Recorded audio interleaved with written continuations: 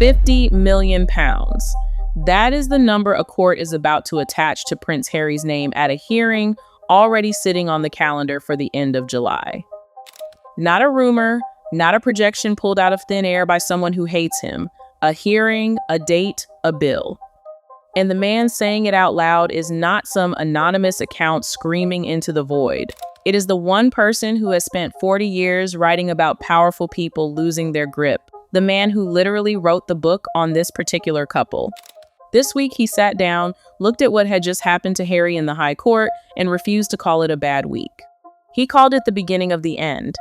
Now, I want you to hold that phrase, the beginning of the end, right at the front of your mind. Because I am going to walk you through exactly why he said it, exactly what the numbers underneath it look like, and then right at the finish, I am going to take you to the one question almost every other person covering this story has already answered the opposite way. Whether this marriage actually survives what is happening to it. Stay with me for that final part especially, because his answer breaks from the pack completely, and I think it is far more chilling than the version everyone else is selling you. And before we go anywhere, I want you to understand why I trust this particular man's read over the noise of 100 other people shouting about the same story this week. Anyone can react to a headline. Anyone can film a 2-minute video the afternoon a verdict drops and pretend they saw it coming. That is not what this is. This is a man who spent 4 decades building a private map of how the powerful actually fall, who studied this exact couple long enough to write the definitive account of them, and who has watched up close and over years the precise machinery that decides who stays inside the walls and who gets left standing outside them. When a man like that stops using the language of a bad week and starts using the language of an ending, you do not shrug, you lean in. So here is the shape of what is coming. First, the verdict and the piece of it almost everyone got wrong. Then the money, the real number, and the hearing already fixed to decide who pays it. Then the part I find most dangerous of all, the way this defeat may have quietly handed one specific person inside that family exactly the weapon he has been waiting years to hold. Then the timing, which is almost too cruel to be accidental. And finally the marriage, where our biographer stands alone against everyone else covering this. 4 loops. I will close every one of them before we finish. That is the promise. But first, the verdict. And here is the thing most of the coverage got slightly wrong or at least left dangerously incomplete. On the 7th of July, a high court judge threw out every single claim in Harry's case against the Daily Mail. Every one. Not most, all of them. Here is the part almost every outlet skipped straight past. This was not Harry's first defeat in front of that exact same judge. It was his second. Think about what that means for a moment. The same courtroom, the same man on the bench, twice.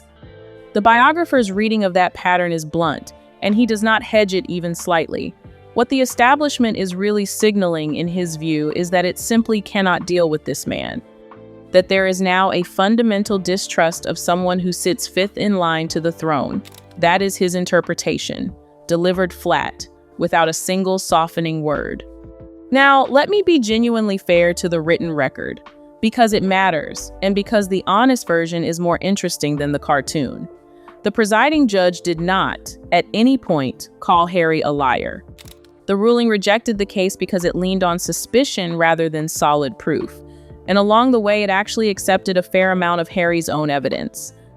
That distinction is real. Not proven is not the same thing as false. Any lawyer will tell you that, and they will be right. But here is the gap Tom Bauer understands better than almost anyone else talking about this. That distinction matters enormously to lawyers. It matters far, far less to the general public forming a rough overall impression of whether they trust a man or not. And this was not the judge's first read of Harry either. In an earlier matter, concerning the negotiations at Sandringham over security and protection, the same judge had already found that Harry had not told the truth in a statement. So there was, in the biographer's phrasing, a form to this, a track record of the court not quite taking Harry at his word. 2 losses now in front of the same judge. And the read from the people watching closely is that Harry will not risk a third. His entire theory of the case, if you strip it down, was this. Harry walked into that courtroom expecting the world to simply take him at his word. He walked out having learned that the world wanted receipts instead. And here is the part I think most people covering this have got completely upside down, so let me plant my own flag right here. Everyone is framing this as a media story. Prince versus newspaper, Duke versus tabloid, the wounded man taking on the machine. That framing is exactly what Harry wanted, and it is exactly why he keeps losing. Because a courtroom does not care about your story. A courtroom is not a stage. It is the single least sentimental room a human being can walk into. It does not ask how you feel. It does not ask what you have suffered. It asks one flat, merciless question, over and over, until you either answer it or you leave. Where is the proof? And Harry, a man who has spent 5 years being rewarded richly by an industry that runs entirely on feeling, on the raw currency of grievance told beautifully, walked into the one arena on earth where feeling is worth precisely nothing. That is not bad luck. That is a category error. He brought a memoir to a place that only reads evidence. Think about how strange that actually is when you hold it up to the light. Everywhere else in his post-royal life, the emotional account is the asset. The streaming deals, the interviews, the book that sold in the millions, every single one of them paid him specifically for the feeling, for the intimacy of, I am telling you my truth. The court took that exact same instrument, the personal testimony, the my truth, and it weighed it on a scale that only recognizes documents, and the needle did not move. The winning side did not exactly accept the result quietly. One panelist put it about as bluntly as it can be put. The only real winners here, she said, were the lawyers. And Harry, in her words, is a loser in every respect. The newspaper's own chairman went further still, calling it a momentous victory, describing Harry as a confused, angry young man, and adding, with a kind of theatrical cruelty, that there is not enough laundry in existence to wash all the dirty family linen Harry has aired in public. That is the tone from the winning side. Not relief, not grace, total, unfiltered contempt. And here is why that specific tone is genuinely dangerous for the Sussexes as an operation, rather than just embarrassing for one bad afternoon of headlines. Their entire brand runs on one story. One, the wounded prince telling an unvarnished truth that nobody else would dare to tell. The biographer's point cuts straight to the center of that. Once a court has publicly waved that truth away as unproven and dismissed, the victim narrative stops generating the same return it used to. Let me put that as plainly as I can, because it is the whole game. The wound was the product, and the product just lost its warranty. Which brings us straight back to that number. £50 million, give or take. That is the combined cost being floated for this entire legal marathon. And in a case this size, the side that loses is typically the side left holding the bill. There is a hearing scheduled for the end of July to determine exactly who pays what. Again, not vague speculation. An actual date, already sitting on a calendar. The biographer did not soften this part for a second. Harry, he said, is not insured for a sum anywhere close to that size, and the newspaper will now be actively pursuing him for the money. Sit with the shape of that, because it is almost poetic in how cruel it is. The gray men Harry spent years despising, the faceless institutional figures he built an entire memoir around resenting, are now the exact men holding his financial fate in their hands.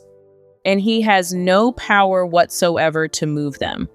The journalist whose own reporting effectively beat him in that courtroom was even more direct about his finances. She does not believe Harry currently has meaningful money available. And she says she has heard he is scrambling to put together another Netflix deal because the contract he already had has quietly lapsed.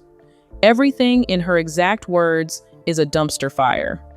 Another commentator ran the arithmetic for anyone still hoping this all quietly blows over. The case cost a genuine fortune.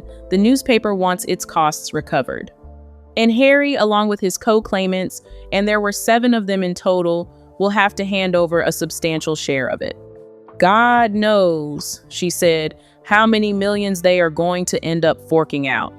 So picture the actual financial machine funding the Sussex lifestyle right now. Really picture it. The Netflix money, reportedly thinner than the early headlines suggested. The Spotify deal, gone entirely. The memoir, a one-time payout rather than a river of ongoing income.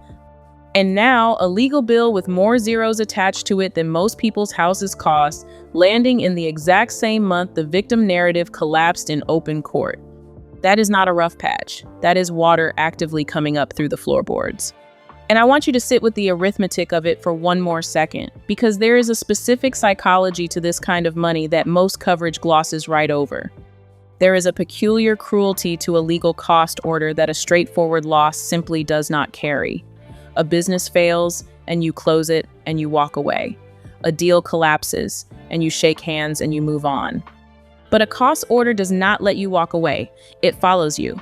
It is not a door closing behind you. It is a rope tied to your ankle, and on the other end of that rope is the exact institution you spent years telling the world had wronged you. Every month that bill exists, it is a reminder, not just that you lost, but that you now owe the winner. You are, in the most literal financial sense, indebted to the people you cast as the villains of your own life story. There is no plot twist in publishing that fixes that. There is no interview that makes it go away. And here is the connection I keep coming back to, because I do not think it is only about Harry. Watch what happens to any public figure whose entire value is built on a single narrative, and you will see this same fault line every time. A brand built on emotion is a brand with no shock absorbers. When you sell competence, a bad year is survivable, because competence is measurable and you can point to the next quarter. When you sell feeling, sincerity, my truth, you have staked everything on one thing that a court or a leak or a single contradicted witness statement can puncture in an afternoon. And once it is punctured, there is no slow deflation. It goes all at once. That is the structural flaw sitting underneath the Sussex operation. And it was invisible right up until the exact moment a judge pressed on it. And according to the biographer, this is only the first domino. Here is a broader point sitting underneath all of this, and I think it deserves its own moment before we go on. The Sussex commercial model has always run on one enormous assumption: that Harry's story, his grievances, his account of what the institution did to him would stay a permanently valuable asset. Something you could monetize forever, through books and documentaries and interviews, without it ever once facing genuine outside scrutiny. Courts, by their entire nature, do the one thing that model was never built to survive. They demand evidence instead of accepting narrative.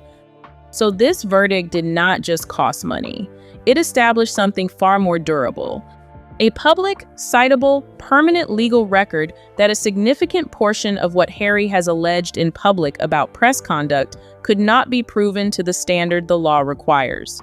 That record does not expire. It does not get taken down. It sits there forever, ready to be cited by anyone who ever wants to question him again. And I want to be scrupulously careful here, because this is exactly the kind of point that lazy coverage butchers, and the honest version is sharper than the dishonest one. Not proven does not mean the allegations were false. It does not mean Harry lied. It means the case, as built, rested on suspicion rather than the kind of hard, documentary proof a court requires before it will move against a newspaper. That is a real and meaningful distinction, and anyone telling you the judge branded Harry a liar is either not paying attention or hoping you are not. But here is the brutal asymmetry. The biographer understands, and most people do not want to say out loud. The public does not process not proven and false as two different things. It processes them as one blurred impression, and that impression is simply, he went to court and he lost. The nuance that protects Harry legally does almost nothing to protect him in the arena where his entire fortune is actually made, which is the arena of public feeling. In a courtroom, the gap between not proven and false is everything. In the mind of a viewer half watching the news over dinner, that gap does not exist at all. And the Sussex business model lives or dies in the second room, not the first.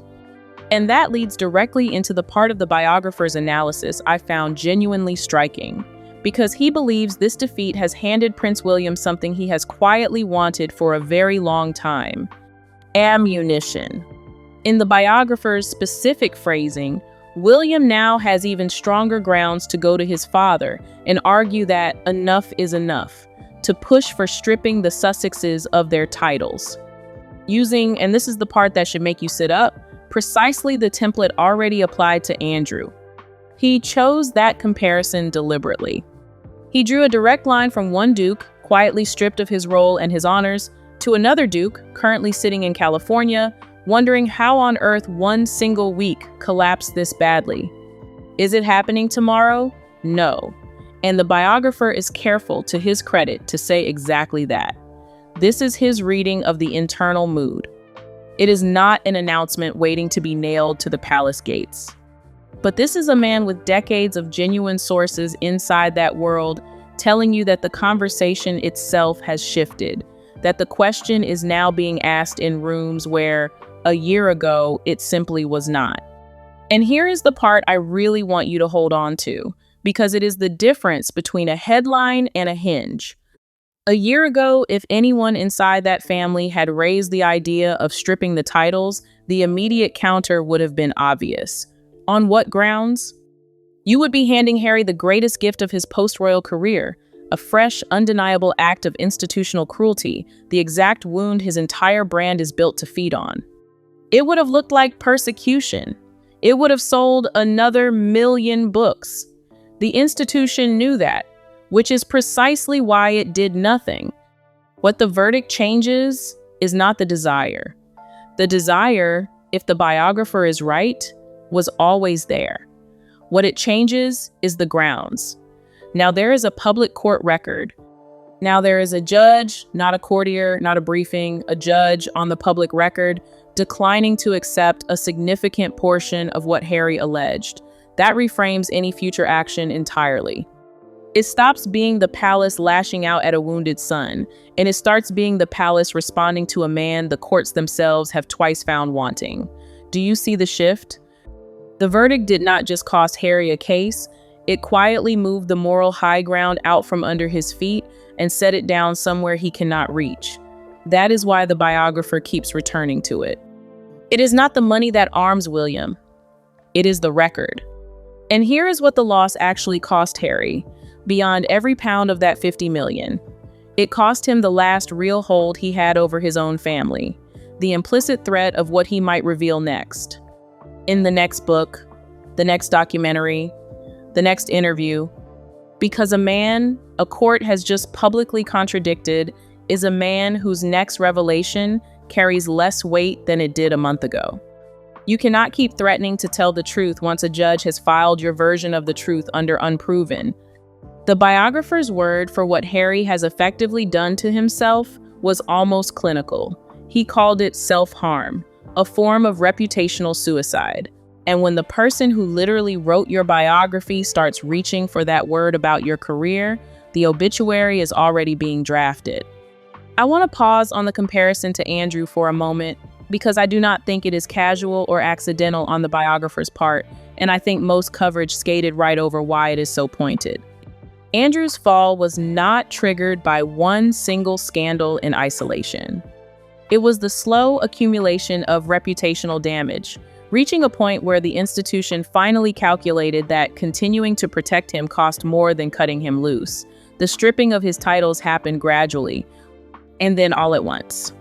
Once that internal calculation flipped, everything changed quickly.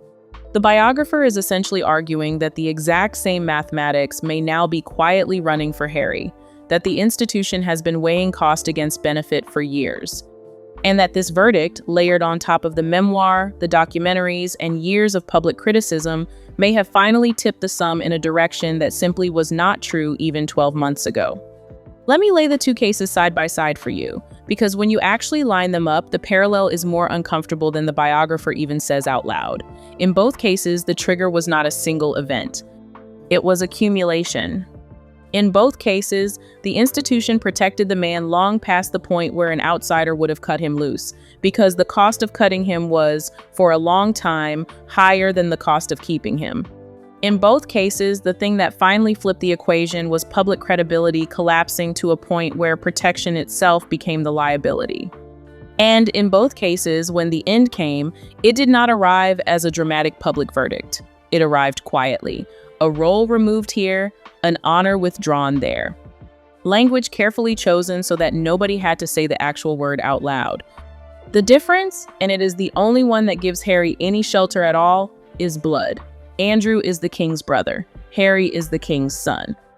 And the biographer is honest enough to admit that this matters, that a father's love genuinely does complicate the arithmetic in a way an uncle's disgrace never did. Charles does not want this. By every account, Charles has spent years trying not to arrive here. But wanting to avoid a place and being able to avoid it are two very different things, and the whole thrust of the biographer's argument is that the ground is now sloping toward it whether Charles wants it or not. And here is a thought experiment worth running, because it exposes just how deep the problem goes. Imagine you are Charles for a moment. Imagine you genuinely want reconciliation, that the father in you overrides the monarch in you, and you decide privately that you would like to find a way back to your son. What is the actual obstacle? It is not anger. Not really. Anger fades. The obstacle is trust, and trust is a far harder thing to rebuild, because trust is not a feeling you can summon by deciding to. It is a track record accumulated slowly, and this year did not add to that record. This year subtracted from it. Every briefing, every reversal, every private conversation that reappeared later in a book or a documentary chipped at the one thing a reconciliation would need most. So even a Charles who wants his son back finds himself standing in front of a wall he did not build in a day and cannot dismantle in one either.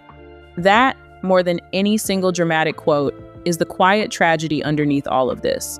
The way one panelist framed it, what Buckingham Palace has really arrived at is a breakdown of trust.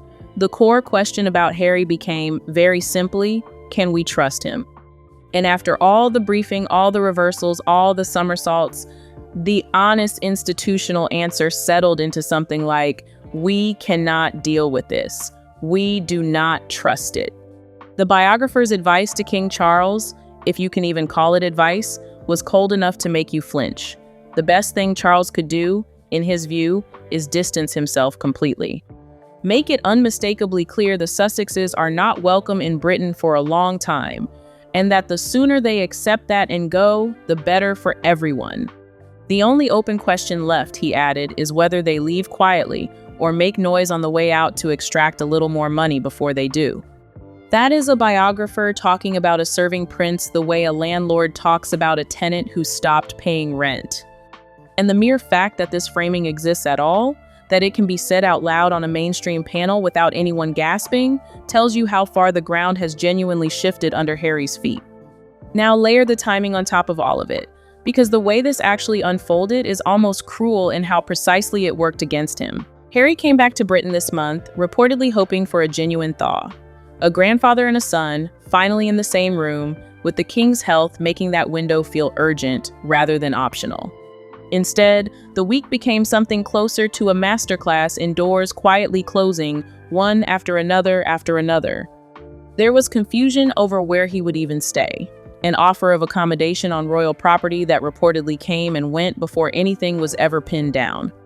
The biographer's read is that Charles will now be genuinely wary of getting close to his son again, defaulting to something as bloodless as simply not having room in the diary. What a sentence to have to apply to your own child. No room in the diary. But that apparently is the register this has settled into. Palace sources speaking to one royal correspondent went further on the question that matters most of all. Is Harry ever coming back as a working royal in any capacity whatsoever? The answer was flat. No. It is not happening. And the reason given was not really about Charles at all. It was William. Those particular bridges, in her words, are well and truly burned. There is something worth genuinely sitting with in that phrasing. Not a formal decision, announced with ceremony and a press release. just bridges that are already quietly burned. And that is a very different kind of statement. It suggests the door did not slam shut in one dramatic moment. It suggests it closed slowly, over years, through an accumulation of specific choices and specific revelations, until one day nobody inside that family needed to formally announce anything at all. Because the outcome had already become obvious to every single person involved. So, look at the full board. A father, ill and increasingly cautious, keeping his distance and blaming his own schedule. A brother, by every available account, entirely bolted shut. And a defeat in open court, handing both of those men the cleanest possible justification for keeping the drawbridge raised. Harry flew home chasing reconciliation. He instead got the clearest signal yet that the patience has finally, genuinely run out. And I want you to imagine, just for a moment, the actual human shape of that week, because underneath all the strategy and all the money, there is a genuinely bleak thing happening here.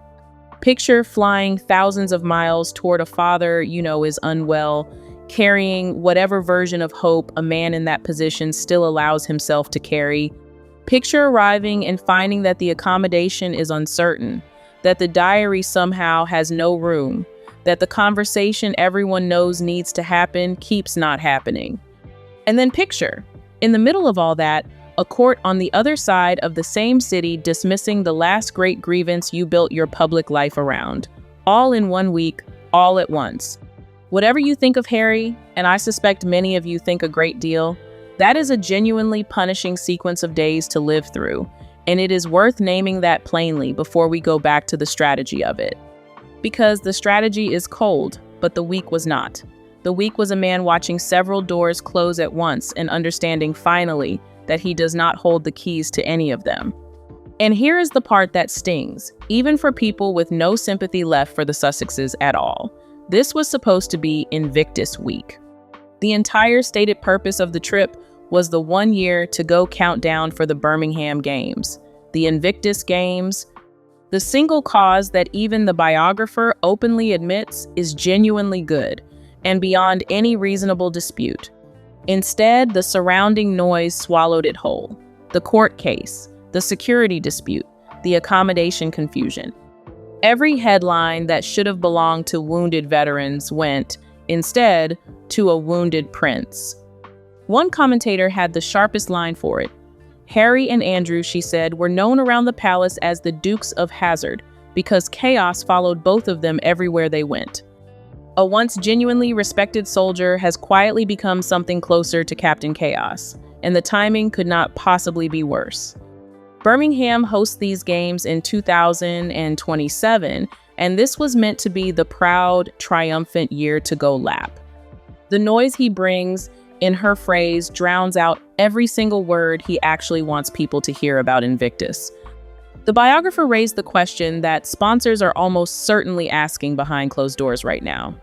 Does the corporate money stay attached to this?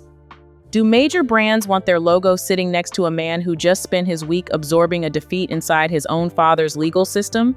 His answer was a fairly obvious no. Another observer has been tracking this exact shape for a while. She points back to what happened with an earlier Harry charity where toxic branding reportedly drove fundraising into the ground and backers quietly walked away. And she says she is watching the same pattern start to form around Invictus. Leadership reportedly already frustrated, already worried the whole thing is curdling into a circus revolving around its own founder. One important caveat here, because it genuinely matters and I will not blur it. Invictus is not canceled. The Birmingham Games are still happening. The gloom around the sponsors is coming from critics and from the biographer's own analysis, not from any official announcement and not from any confirmed withdrawal. But when the founder becomes a bigger story than the cause he founded, that is a crack. And cracks in a family already under this much pressure have a habit of widening rather than healing on their own. And here is what I think gets completely lost in most coverage of the Invictus angle, and it is worth naming plainly. The veterans competing in these games did not ask to become collateral damage in a family dispute. They have no connection to whatsoever. They trained, they qualified, They built an entire competitive year around Birmingham, and instead of headlines about their achievements and their recoveries, the news cycle became entirely about accommodation, logistics, and legal costs. That is not a minor side effect for an organization that runs on public goodwill and sustained sponsor confidence. Having its own founder become the dominant story, rather than the athletes the whole event exists to celebrate, is precisely the kind of structural problem that does not fix itself just because the news eventually moves on. Which brings us, finally, to the one place the biographer stands completely apart from every other voice covering this. Everywhere else you look, people are reaching for the same word: divorce. The clock is ticking, they say. Meghan stayed 5,000 miles away in California, while her husband absorbed his defeat alone in a London courtroom, and a great many people read that empty seat as the beginning of the marriage ending. The biographer does not buy any of it, and by every account, he genuinely never has. Not even during earlier stretches, when the speculation about this marriage was running every bit as hot as it is right now. Asked directly whether the marriage survives, he did not hesitate. Yes, he said, because they need each other. But do not mistake that for anything close to a happy ending, because his actual framing is bleaker than any divorce headline you have seen this week. His word for where they currently stand was not love, it was not partnership, it was survival. Two people, in his account, welded together by mutual need, cornered, no longer fully trusted by anyone. Working out together how to keep monetizing a royal connection that the country has largely turned against. There is a specific logic to this survival theory, and I think it deserves to be laid out properly rather than just asserted, because it genuinely changes how you read everything else in this story. If the marriage ended right now, both Harry and Meghan would individually be worse positioned commercially than they currently are together. The combined brand, whatever its many problems, still generates more attention and more opportunity than either of them would likely command alone. A divorce would also hand every critic circling this story the exact confirmation they have been predicting for years, living proof that the entire post-royal project was built on something far shakier than a genuine partnership. Neither of them, in his reading, can currently afford to be the one who hands the world that particular vindication, regardless of what the private relationship actually feels like behind closed doors. There is one more layer to this that I think the biographer sees and most commentators miss entirely, and it turns the survival theory from bleak into genuinely tragic. A marriage held together by shared love is one thing. A marriage held together by shared circumstance can be another thing entirely, warm in its own way, a real partnership against a hostile world. But a marriage held together specifically because ending it would be a public defeat, because the split itself would become the story your enemies always predicted, that is a different animal again. That is not two people choosing each other. That is two people trapped in a joint venture that neither can dissolve without personally absorbing the loss. And the cruel thing about that arrangement is that the more the outside pressure mounts, the tighter the trap closes, because every new blow makes the cost of separating higher, not lower. They are not drifting together, they are being welded together by the very forces trying to pull them apart. And that genuinely is where I land after sitting with all of it. Other channels are selling you divorce, because divorce makes for a tidy story with a countdown clock built right into it. The biographer is selling something considerably worse, and I think considerably closer to the truth, a marriage that cannot end, specifically because neither person can currently afford to walk away from the other. And before I close, I want to hand you the one thing that separates this from every other prediction you will hear about this couple, because it is the thing that makes the biographer's read so hard to wave away. Most predictions about the Sussexes are guesses about the future dressed up as analysis. Someone feels a certain way about Harry, and they project that feeling forward and call it a forecast. What makes this different is that not one of the load-bearing pieces is a guess. The court record is real, it exists, you can read it. The cost hearing is real, it has a date. The lapsed streaming contract, the vanished audio deal, the one-time nature of the memoir payout, all of it has already happened. The biographer is not predicting a collapse. He is describing the aftermath of one that has already occurred, and simply pointing out that the family has not finished reacting to it yet. That is a fundamentally different kind of claim, and it is why I take it seriously even where I am not sure he is right. So let me close the loops I opened at the very start. I told you to hold on to that phrase, the beginning of the end, and now you have seen the full shape of what he means by it. I promised you 4 things, and here they are, resolved in order. The verdict and the piece everyone missed, which was that it was the second loss in front of the same judge, not the first. The money, which is not a vague fear, but a £50 million figure attached to a hearing with a fixed date.